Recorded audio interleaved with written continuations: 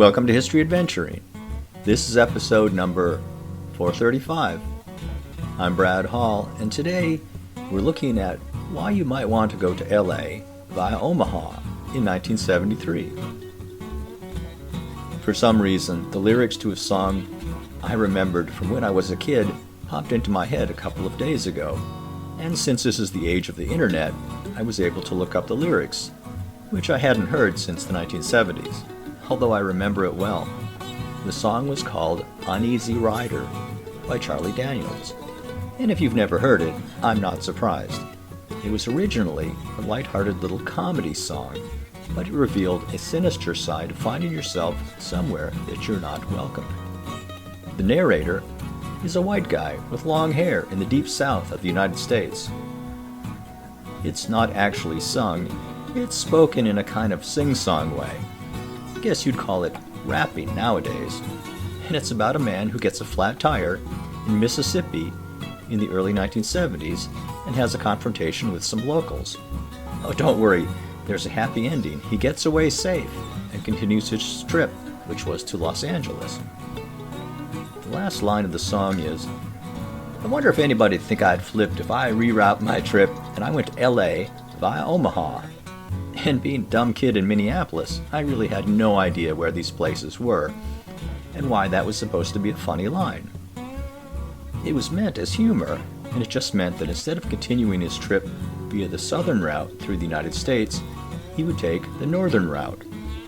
The song doesn't say where he started from, but I'm older and wiser, and my best guess is it's some eastern city, and he decided to drop down south after looking at a map to get to Los Angeles. Geographically, it makes sense. I've never been in the deep south, nor do I ever plan to be.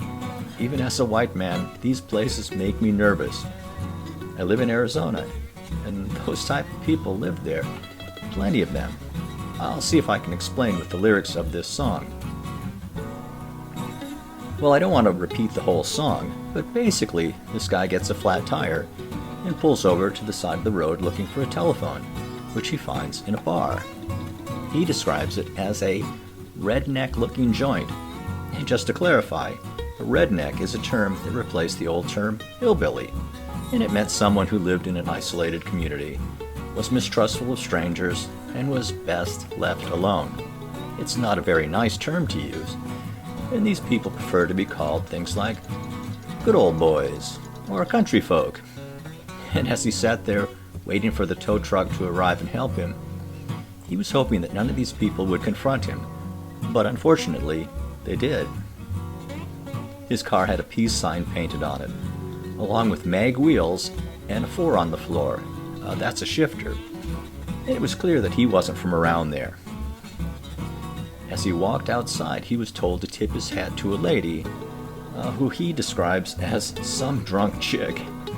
And when he does, his long hair falls out.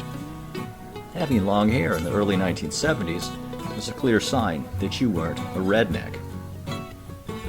When he realizes that they're about to beat him up and he's outnumbered, he decided to try to trick them into thinking that he's actually been planted there to uncover someone in their community who wasn't true to their way of thinking.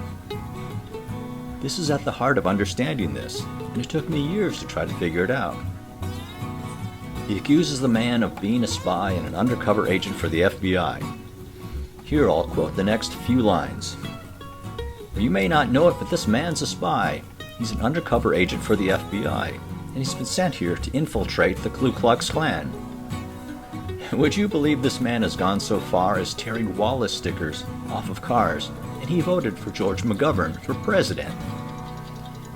You can Google George Wallace and George McGovern, and you'll get a very clear picture of the mindset of the times. I'll have to slightly edit the next line, because although it was considered lighthearted humor at the time, it's not now. Here it is.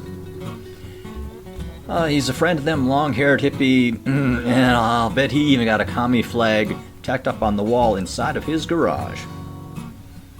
In his defense, the man states that he's a faithful follower of Brother John Birch, and that in addition to belonging to the Antioch Baptist Church, he's been living there all of his life. You can also Google the John Birch Society, And while there isn't anything sinister about belonging to the local church, you can see the importance of his being part of the local community for all of his life. The title of the song was a humorous reference to the movie Easy Rider, which I also suggest you watch if you haven't already. I won't spoil it for you, but it's also about a confrontation, but it's not funny. Well, let's be careful out there, folks. This has been History Adventuring. I'll talk to you later.